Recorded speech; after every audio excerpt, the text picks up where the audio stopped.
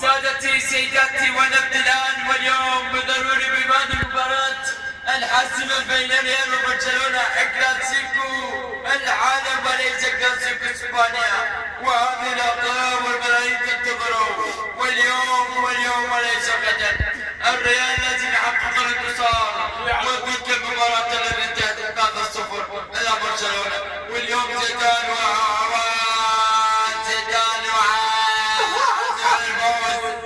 عزم على فوز سدد السيداتي والحكم الإيطالي يكون بالجرجع.